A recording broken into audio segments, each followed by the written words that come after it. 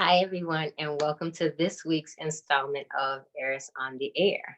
Today, we are talking about where do we begin? Hashtag new friends.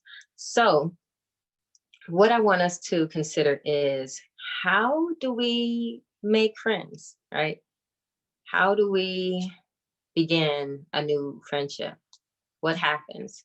What are we doing or what are we not doing to ensure that we have or begin some healthy, purposeful connections? So let's dig right in. So, from the very beginning, I am going to go into a text, and the text that I am going to speak from, it's James 4, the NIV version. James 4 and 3 says, "When you ask, you do not receive because you ask with wrong motives, that you may spend what you get on your pleasures." All right. So I wanted to start there this week simply because this is the opportune time to consider why we do the things that we do, right? So people may pray and people may ask for things, but what are your motives for them? Are they from a self centered place, right? Because ideally, what direction you should be pointing in is is this going to help others? Is this going to build the body? Is this going to make the world a better place? My decisions or the way that I value the friendships that I have. So this is critical. You got to check your motives. Okay. In a previous session, I talked a little bit about social media. Right now, we're in a digital dating frenzy era, right? And so, with that in mind, you want to always check your motives at the door. A great way to prevent wrong motives is to act or to initiate interaction prior to developing a motive, right? So someone piques your interest. Maybe they post something super inspirational and you love it. It's amazing. You give them a heart, a high five, or what have you, depending on the app. And hey, now's a nice time to leave a message and a comment, right? Hey, I thought that was awesome. Great point. I'm going to remember that. And so maybe you do that another time or two. But at that point, maybe after the second or the third time that you comment and that you identify that there's something you like about what this person shares and their perspective, that is the opportune time to make an individual or a direct contact and say, hey, I really like the type of mindset and the type of inspirational things that you share, or something to that effect. But you're being genuine. You're speaking to them from a place of pure, pure heartedness, right? So you're making the interaction. You're saying, hey, I thought it would be great to get to know you, maybe read a little more into what you got going on. Maybe I'll, peruse through your profile and maybe I'll have some questions later. Is that okay? And then you give the other person the opportunity to accept or decline. Either way, it is still well. But the point is that your motive was pure.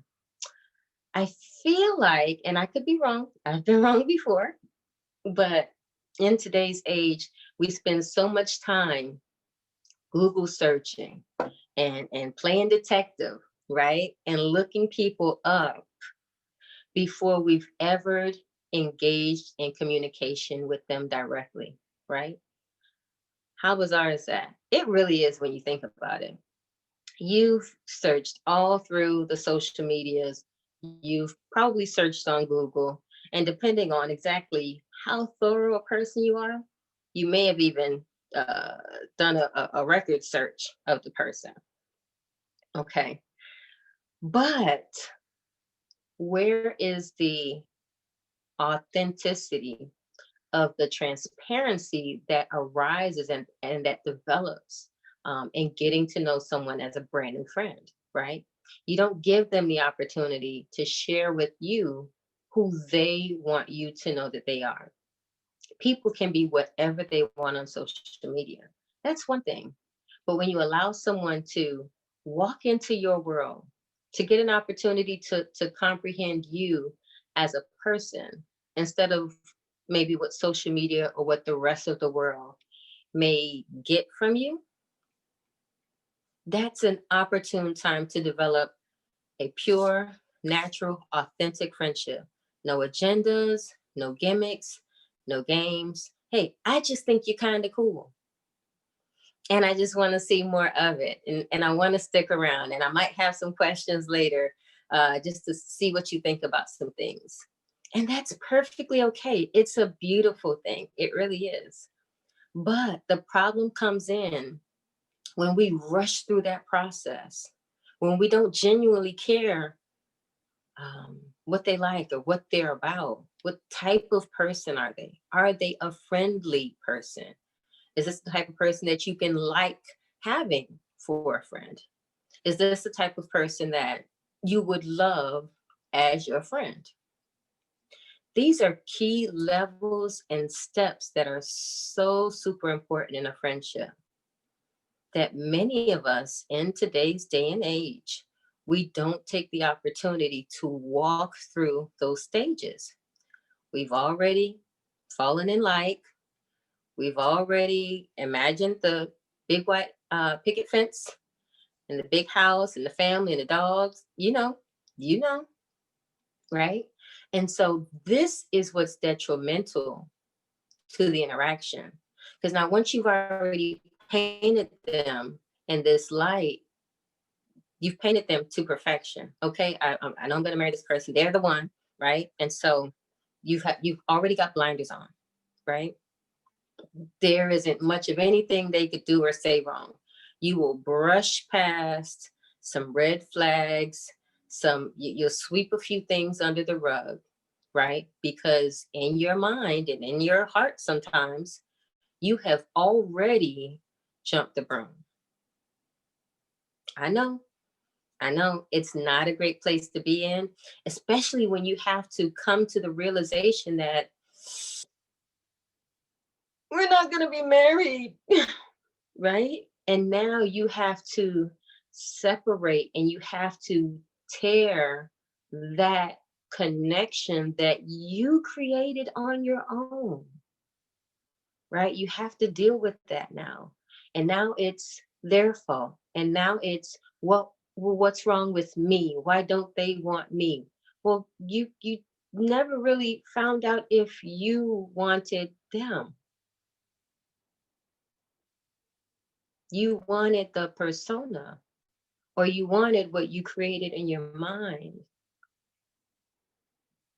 But when you are establishing, when you have the opportunity to be able to clear the slate, to be able to detach and detox, right? Get all of that uh, silly emotional excitement out of the window, you have a great opportunity to go at it the right way, to approach it as, hey, I just think you're pretty cool. I don't expect anything. It'd be nice to kind of see what you're about or see what you're into and see if there's more I can learn from you, or maybe you could learn from me. But these are the genuine places where we have been just running the red light. We have not been taking the necessary time to sit in that friend zone. It's not a bad word, I promise you. It's the land of milk and honey. I'm just gonna say it. All right. I'm just gonna say it because um the Lord has called us to be friends, right? Right? To be a friendly person, right? That's automatic. Love God, love yourself, love your neighbor. Love God, that's the first part. Love yourself. Now, if you don't love yourself and you're trying to love your neighbor, I suggest you take some time to get with God, who is love. Allow him to explain to you and show you and teach you what love is so that you can practice and demonstrate and exhibit that love for yourself. Then, after you've mastered being your favorite cheerleader, right? Then you can practice that love on your fellow brother and your sister. That includes showing up with no agenda, right? There is no motive. The motive is I would like to enjoy more of you as my brother or sister in Christ, build each other up, produce ideas or discussions or topics, or maybe engage in business together. These are the purpose of us connecting and building the body and making the world such a better place, right? So think on these things. It is very important. Let's take a minute, right? Take a look at one friendship. Maybe there was someone you had recently thought you wanted to get to know a little better, or maybe you thought, hey, I think I'd like to date this person. Take this opportunity to detox. Take this day to cleanse, to pull that tie apart, right? Before it gets any worse. Allow yourself to have a break, a little air between you and the person, right? And then once you can now see that person back in the light of a fellow brother or sister, now at that point, it's the opportune time to approach, have a conversation, send a message, but to let them know, hey, I think you're a pretty cool person, and I think I'd be interested in learning a little bit more about you. Now, it doesn't mean messaging them every day with a WID, asking what they're doing, how their day is going. But I mean, be natural, be normal. Maybe they brought up a topic in a post, and maybe that's an area that you want more information on. So let's say, for example, you made a post about being able to hear from God, right? And maybe you have inquiries regarding hearing from God. So you might ask the question, hi, what are some of the ways that you hear from God? Or what are some ways that you think people can practice or do to be able to get a better audible on what God is saying to them? It's a natural dialogue. It's a completely innocent conversation. You want to learn something from them and you want to establish some type of communication with them, right? And it starts there. It doesn't have to be super spiritual. It doesn't even have to be super deep, but have a regular conversation. And as you begin to talk about one thing, somehow, some way, you'll end up talking about another subject, and maybe another subject, and maybe another subject after that. And before you know it, you have a brand new friend, right? It's just cool people. There's no agenda. There's no romance, right? Leave the romance out of it. There is nothing but two people in the body of Christ or in the world who actually click and connect, and they're great friends. That's it. Focus on that. Don't even get into don't even get into, right? Like trying to like love and romanticize and see this and see that. Listen, each day has its own cares, worries, and struggles, right? Go with the flow. Now, once he or she makes you their business, right? They've said, hey, I like this friend thing. I would be interested in further seeking how things would transpire beyond this point. Then, and only then, do you take that moment to, okay, now that I understand where you are coming from, I'd like to take a moment a day, take some time to consider what it is that you're asking and get back to you. At that point, you can now gather the amount of interaction that you've had, the things that you've discussed. What type of person did they portray? What are some of the type of things that they've posted? Did their mentality change or improve any after you guys' interaction has begun? At this point, you're now weighing the things that you've learned or discovered about the person, right? From their mouth, from your interaction with them. And your interaction could be maybe hearing what's going on in the background, or maybe they're carrying on the conversation, placing you on hold, and you get to hear them interact with a waiter or with a Uber driver. But these are bits of insight to the actual person that you'll never get from social media, that you'll never get from liking their posts, which they probably got from someone else anyway, and just put their name at the bottom. But I digress, right? It happens. It happens. Hey, you're right. You could be falling in love with somebody who serial shares, right? Or serial borrows. But the point is, I really, really, truly want you guys to lose the agenda.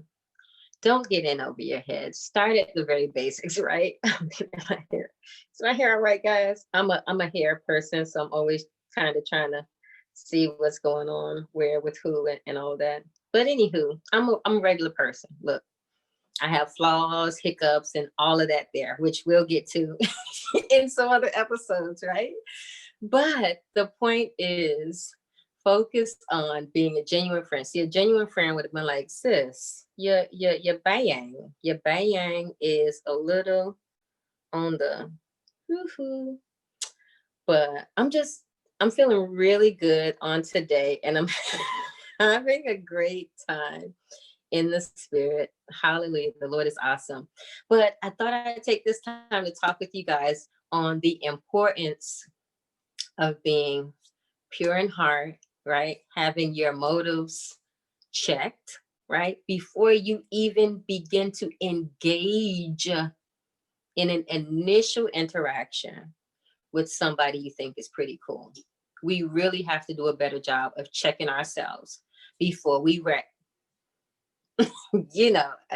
I'm old school. It's cool. I'm good. But this is episode 3 of Heiress on the Air. I want you guys to comment. Tell me about some of your experiences. What are things like out there in the dating world? Am I talking crazy? Talk back to me. Okay, this is a two-way dialogue. Are people actually genuinely establishing right friendships with great intentions, right? And no motives? What's going on out there in the dating world? Are you online dating? Tell me about some of those experiences. Is there anything that you took away from this session that you would like to be able to employ or produce in some of your interactions while you're out there in the friendship zone or interacting with people? So let me know what you think. I'm so glad you guys made it to episode 3. Please continue to like, share, subscribe, tell your friends, tell your neighbors, subscribe to Heiress on the Air. I promise to provide you guys with some good content, some very positive insight, and a wealth of love and purpose so that you can be your best you, so that we all get to experience a better world. Thank you so much for being with me. I will see you guys next time. Thank you so much. Bye.